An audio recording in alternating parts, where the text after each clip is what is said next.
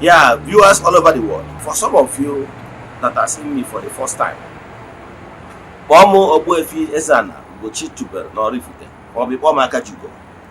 I'm an ancient high priest. Abụ m onye isi nchụaja na ugochitubelu ọdịnala temple. Anyị na-agba afọ gbaa afa miri emi rụkwazi ọrụ mmụọ dị iche iche. Abụkwazi m onye isi nchụaja na ọdịnala Restoration Evangelical Mission, bụrụ onye mgbasa ozi ọdịnala Igbo. So you can call me a priest or ọdịnala evangelist. I will answer.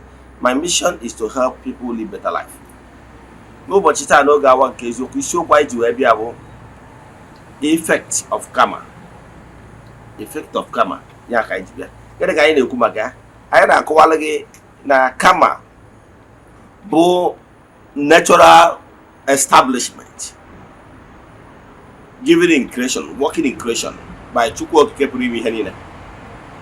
Karma ensures that na mkpụrụ ọbụla onye kụrụ ka ọ ga-aghọ. By that pronouncement of Chukwu Okike pụrụ ime ihe niile, if you go to Galatians chapter 6 verse 7, or say, God can never be mocked. Whatever you sow, so shall you reap. So, law of karma is in charge of, it's like regulating body. A body that ensures that the ihe ọbụla ịtụpụ na ndụ a ị ga-atụtụrịrị ya. No shortcut. So, nature does not forgive. Nature, the principle of nature, but whatever you sow, so shall you reap. Etu ọbụla esiri ka ọ dịrị gị na ndụ a ka ọ ga-adịrị gị. Etu ọbụla esiri ka ọ dịrị mmadụ ibe gị ka ọ ga-adịrị gị. So therefore, pay attention to your lifestyle. Whatever you sow, the way you live your life, if you want a peaceful life, if you want to experience peace on this earth and beyond, you must pay attention and do everything humanly possible to lead by example. Nature does not forgive. Nature does not forget. Whatever you sow, so shall you reap. Buru ihe buru n'obi gị. Ọtụtụ ndị mmadụ nọ n'ọnọdụ karma effect as we speak. So ị mara ihe ahụ ị chọrọ ka o mee na ndụ gị, ime n'ihe mmadụ, iso ya, maka na iso onye o nwere ihe in kọmputa, anyị mee kọmputa, o nwere ihe anyị na-akpọ garbage in, garbage out. Whatever you save in your computer is always there. Whenever you request for it, it come back. So nature is the storage device. Your guardian angel, your chonyowa, is there to weave your fate of karma. That whatever you sow, so shall you reap. You will store it. So if you are one of those people that always wish other people evil, be rest assured that evil will visit you sooner or later. So begin to tag anybody you know to hear this message from the horse's mouth. Today's message, guide loud. I'm not here to romance your ego. I'm here to tell you the gospel truth. And when those tag o nwere ndị a ga-esi n'okwu taa wee tọ n'agbụ. Etu isi nweta message ya last night, yesterday ka m nweta this message n'oge mgbede, and wee kwuo na Facebook page no ihe ka today, and o nwere ndị ụmụ mmụọ ga-esi na message taa wee tọ agbụ. Today's message nobody already had before. How come? But before we dive into today's lecture, important announcement. Don't forget that we are still in the month of December, the last month of December 2025. Our group rituals is still ongoing. You can still join us. We started group rituals over 4 years now. We have massive testimonies, believe me. About the tradition in Ayabaja, he gave me every chat na WhatsApp. You make token donation. Forward where 3 prayer requests I get never not an actual and I go for the Kubiokuni on wow. This sort of way go in my temple, Chuaja, go for Kubiokuni all over the world. That's why I make that in the last day of the month. I get in a minute, pay no man Hamad. Then a temple, Chuaja to entities of powers, then even Chuaja Bueb, Messalaka, one net to Aquaja, Macanaja carry rogu. About name we had a name. Now, Rolando Madi, will king one day without Achuacha. So, I want to tell you, but no more to Jim and Ankuzia, more they talk about a family. Now, the screen gave of numbers in that map on 0805 78 37672. I repeat, 0805 7837672. Now let's dive into today's lesson. I'm too long. Just pay attention. I want to know we had a karma. Karma, the law of retributive justice. I want to know when many laws, like law of sowing and reaping, laws of retributive justice. Yes, and with many laws. I could go here before, but those two but may repeat quite a teaching. But law actually law of retributive justice that ensures sowing and reaping. Now, here you can go be rest assured that after creating the entire universe, he created a law. He gave a mandate as law, fiat law, that whoever that do this, once you sow good, you reap goodies. Once you sow bad, you reap bad. Yes, you reap negativity. And then irretributive justice of nature that ensures they ensure that whatever you sow, you reap it in multiple fold. And that will go on in my previous lecture. If you want to know what is going on in creation, and what the practical things that will guide you for you to know that this is the nature.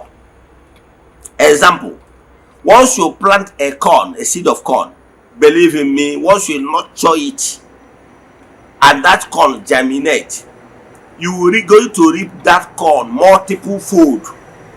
You will reap seeds of corn despite the fact that you sow one. The same thing, whatever you sow, you reap it in multiple fold. Nature is telling you that nature is there to keep whatever you sow in the spiritual center, and at the appropriate time, whatever you sow must flow back to you. No, in the way you are not expecting it, in multiple measure, in great measure. So if you are doing good, keep doing good. In the spiritual realm, the ethereal world, they have about the spiritual connection center for the goodies, one spiritual connection center for the bad. Now, if you are doing good, all the goods people are doing are going there. All the bad people are doing are going there. So, by the time for you to reap, you reap multiple fold, because in the spiritual connection center of the goodies, and with multiple goodies there. So you reap because of the energy of other people around doing good. You reap more than what you sow. I remember a place in the Matthew said, "Give, it shall be given unto you, with measure shaking together and running over." So nature will ensure that you get what you sow in multiple fold. If you plant a seed of orange, believe in me, you will reap multiple orange in return. That is nature for you. Now, the same way, if you sow badness, believe in me, you will reap negativity to the fullest. So be mindful of what you sow. And that is why Galatians 6:7 said, God can never be mocked. Whatever you sow, so shall you reap. There is no Jupiter that will save you. So bear it in mind that whatever if you did not reap it in this present earth life, was the video. Those circumstances now pass through.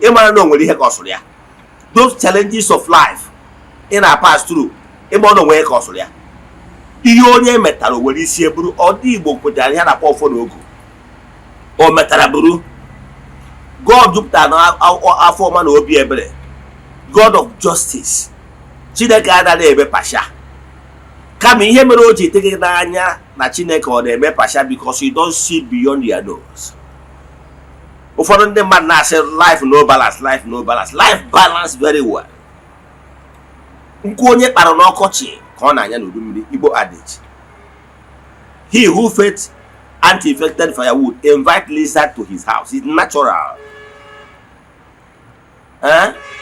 Whatever you sow, so shall you reap. Igbo adage has it in quantum to buttress the point that whatever you give in nature, you will receive it. If you kick ball on a wall, believe in me, that ball must bounce back to you, the sender. So whatever you are sowing in creation, be rest assured that whatever you sow was come back to you, the originator. There is no two ways about, no compassion, no I reject. Those things will come in one way or the other.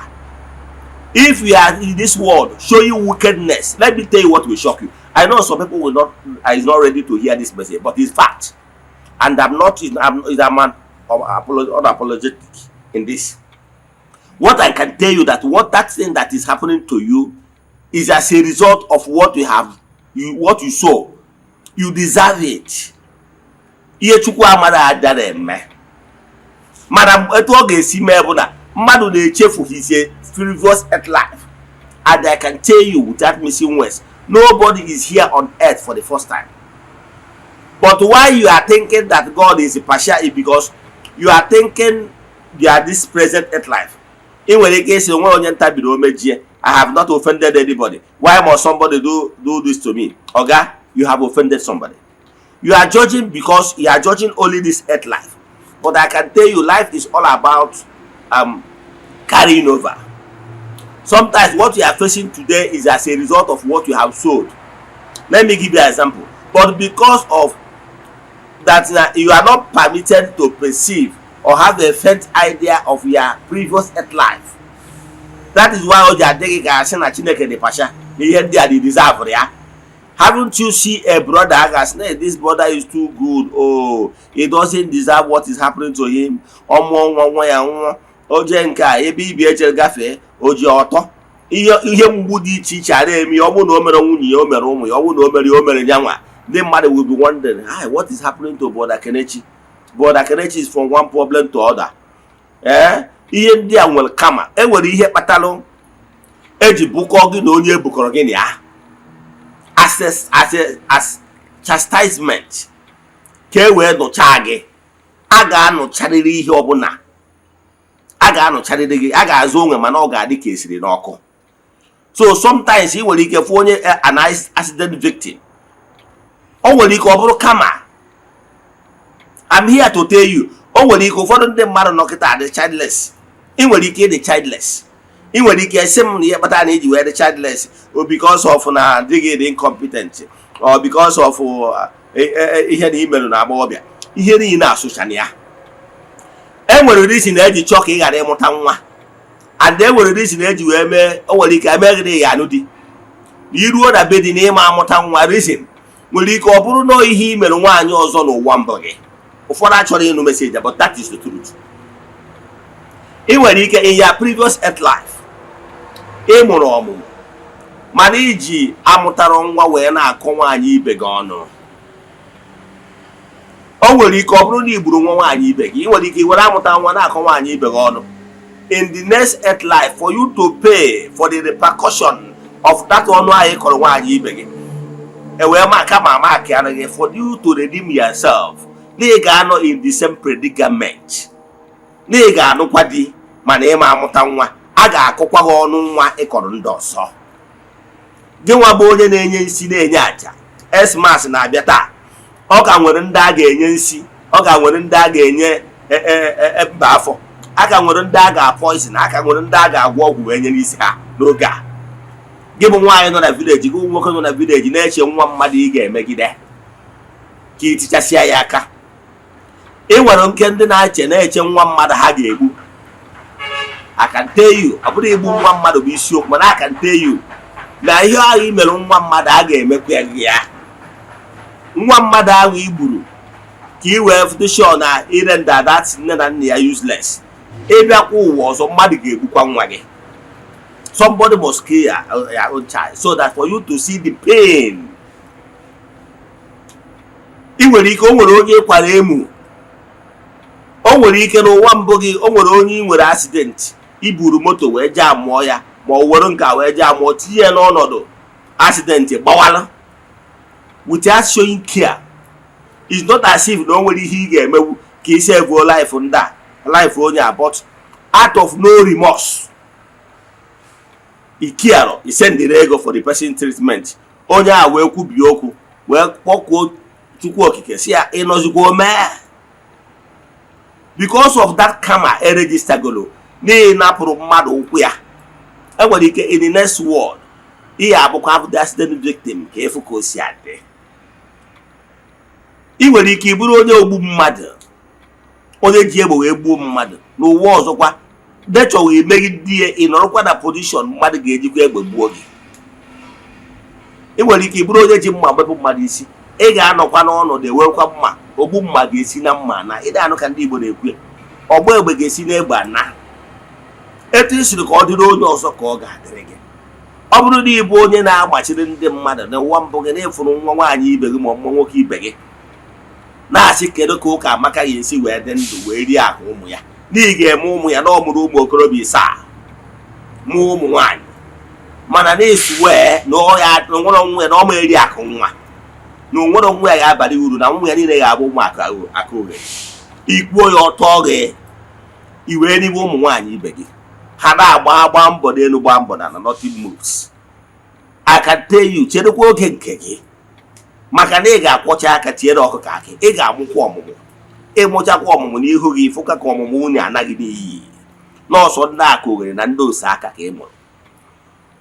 Maka na etu isiri ka ọ dịrị mmadụ ibe gị, etu aka ọ ga-adịrị gị. We are living in a world where everybody is doing whatever that pleases him or her.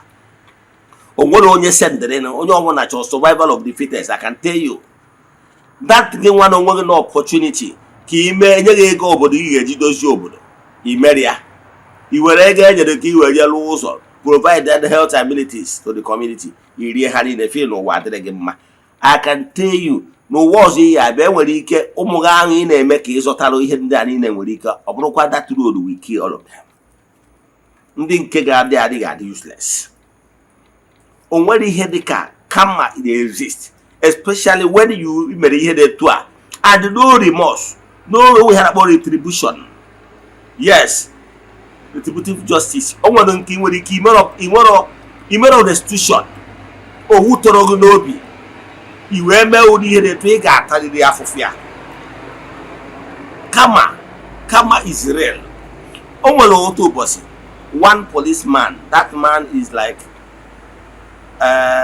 3-star, yes, a policeman. I mean 2-star, Mr. Okoye. I would never forgive that man. Because I forgive from the story. The injury the woman caused me because he humiliated me.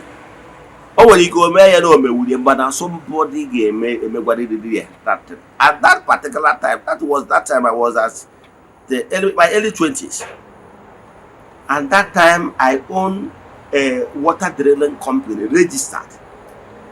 That time we are moving from our machine from one location to another. My office then is at Onitsha Owerri Road, 1st floor. We are moving our equipment from my Owerri Road office to inside town. We are at the top of this flyover. There is this particular truck that normally comes to our office to help us to move our tools, some of our tools. This man has been doing this for me for years. So I'm getting to that flyover. This one, Mr. Okoye, now stopped us. And we gave him the document, what we call letter. Yes, this letter headed, the third letter. What we call it way bill.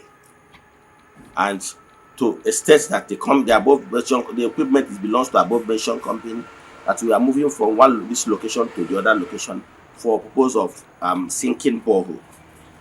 And the list of our items is there.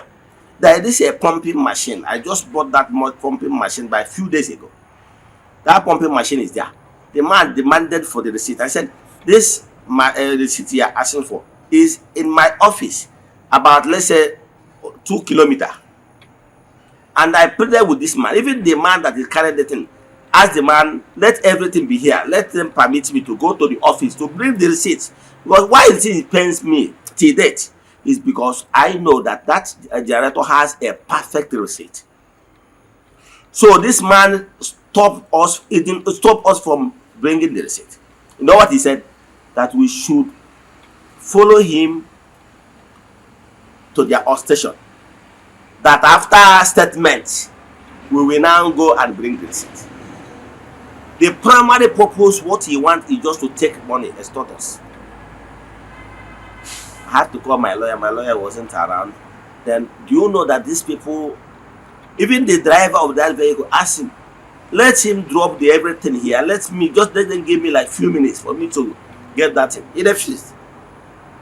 He knew that the generator has receipt, but because he want to intimidate me, he want to intimidate us. The thing pained me. I wept. When we reached to the station, he said, after writing statement, you are going to sell. And that is on a Saturday. And my lawyer is not there. And the driver, somebody of my friend now began to advise me that today is Saturday. Their lawyer is not around. Once we write this statement, they are going to sell. And that is what the policeman was telling me. After writing statement, they are going to sell until Monday. So I cried because I saw it as total intimidation. At the end of the day, you know what they did? I should give them money. And after checking, there's nothing I could do because I'm handicapped. I have to give them money for something offense I know. I have the receipt. And normally, once it's a registered company, it's a company that is registered. Once what you need to move your equipment is only weapon.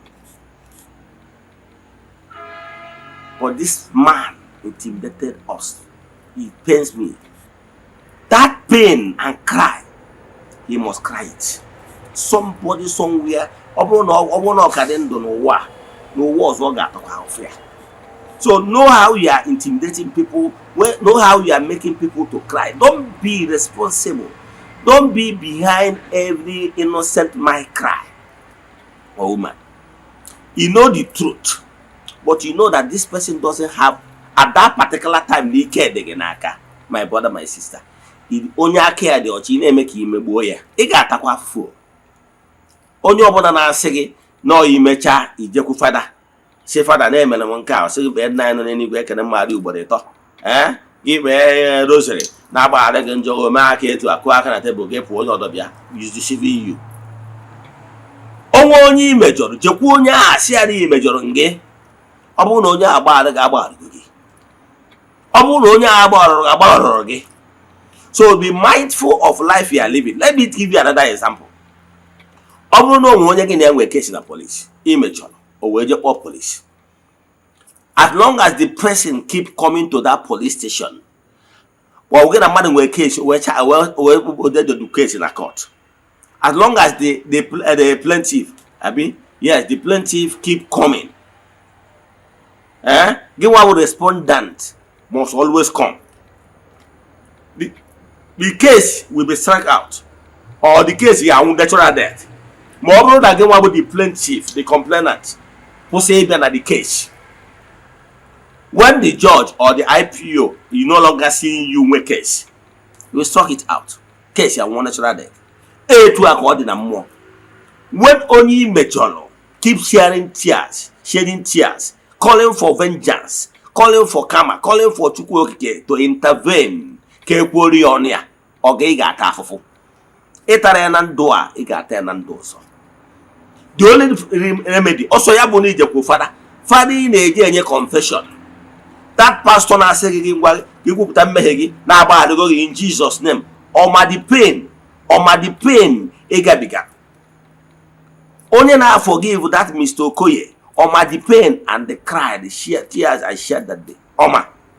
Omaro. So therefore, honor and the right pedestal, if forgive you. You must go to that source. Only major where you are mal. Oh, here we have pattern or 2 days on a half of ya.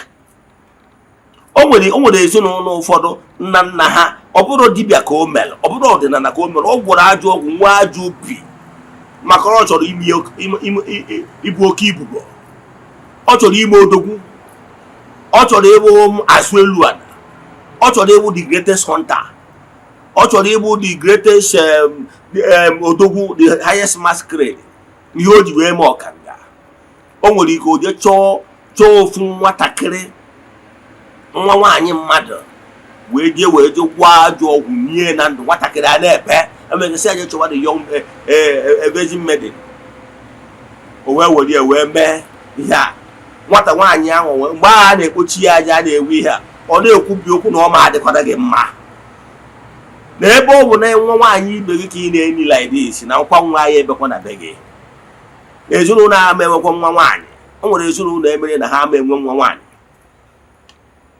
ha na-agba oke okwudochi ya etu ahụ emechi ọ na-enye nsogbu emesizi isi na nnukwu nna gị bụ dibịa ka emere ọga nnukwu nna gị gbara uke nnukwu nna gị bụ ajọ mmadụ nnukwu nne gị bụ ajọ mmadụ ihe nna ha mere ụbụ ajọ obi ha gosiri bụ ihe na-ebute nsogbu n'ezinụlọ ọ bụrụ na nna gị ma ọ bụ na nne gị mere ọdịnala na-enye nsogbu na bụnụ ha na-enye nsogbu na bụnụ wee obi akpọ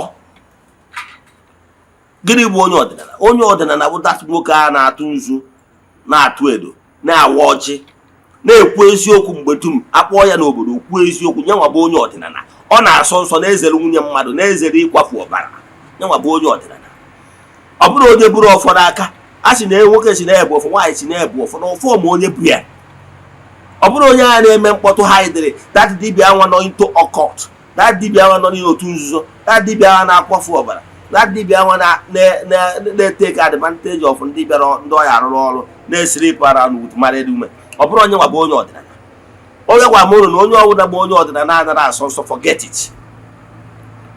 Yes, ọtụtụ some of those people spirituality na-afụ I can tell you 60% of them are into occultic practices. Ụfọdụ n'ime ha nọ into one devilish something or the other.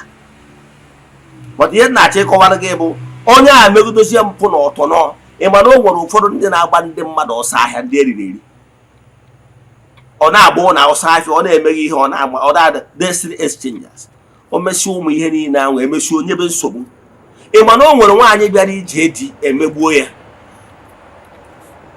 nwere ike maka na ọ mụtara nwa wee mee ya akaji o nwere ike mgbe ọ na-anwụzi ọ na-eti aka n'ala na mmegbu emewuru na famili a na-aga ata ọ ga-ata afụ.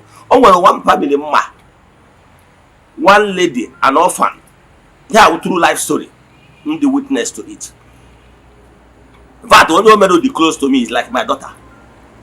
O wee bụrụ na this particular lady was an orphan o wee bụrụ na o nwere ebe o jere ịlụ ọrụ ebe ọ na that is na ọ dị ka na bar those that na-enwe the big joint ịbịa enye gị space ị nwere ike ị na-eme nkwobi onye nke a na-ewe meshawama just something like that, just a space where ọ bụrụ na ị nọ na that space ya nwe ofu particular thing ka ị ga na-eme enwere ike the person na-asị gị na ị ga na-akwụ ego na-edeto a weekly bụrụ ihe aka ọ na-eme na Lagos. So at a stage even the manager onye dey charge that place na-achọzi na despite na ọ na-akwụ ụgwọ ya na-achọzi na ọ ga-enye ya okwu o wee si na ya ọnwụ na ọjụ na ọ ya enye ihe na ị ga this guy wee na-ayụ si na ya ụkwa na orphan ka ihe ọ na-eme ihe na ihe abụ ihe a ji enweta ihe a ji eri despite na ọ na-akwụ ya ụgwọ ọ na-esi ọnwụ na ọ ga-eme gịnị na ọ ya atarịrị ya ọ sị ya na ọ bụrụ na o merie finally the girl na onwe ya kwụọ ya ụgwọ kwụchaa ya ụgwọ o sizie ihe ibinyekwa ihe o buru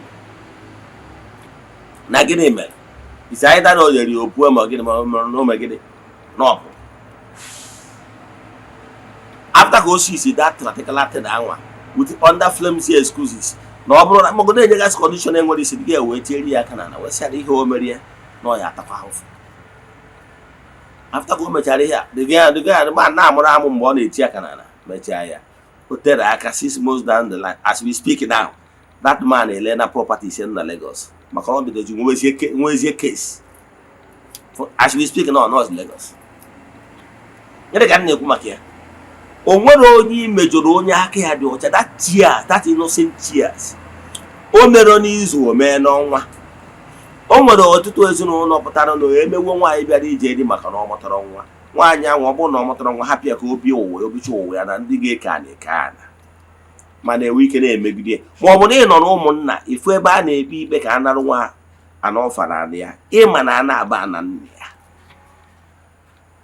maka ihe na-abịa wetara gị nkwụ ọkụ wetara gị enye gị envelope n'azụ ikwuru eziokwu n'ụwa ọzọ a ga-ebo gị ebubo, a ga-emekwa ụdị akaja ịkwadoro ka eme onye ọzọ. Ọtụtụ ihe na-eme na ndụ a ma iwu nwoke bụ iwu nwaanyị, some of the things needed bụ because of ihe imetara. Ọnya ka m ji advocate na-agwa ndị mmadụ na-eme atonement, na-eme appeasement. O nwere ifere aja a na-achụ na-akwụ ụgwọ ka mma alụghị atụ. O nwere ike ọ bụrụ na imejọrọ an orphan, in order for you to be liberated, ka ọ ka agbaghara gị ka ịkwụ ụgwọ kama gị, ị nidikwalụ ka ị bụrụ a cause of joy to orphans in order to pay for ya kama. O nwere ike ọ bụrụ na imejọrọ nwaanyị ajadu n'ụwa mbụ gị, n'ụwa a ka ị wee nwee ike kwụ ụgwọ ya bụ ajadu ahụ, ị nidiri ka imekwa ụmụ nwaanyị ajadu ka obi dị ha mma.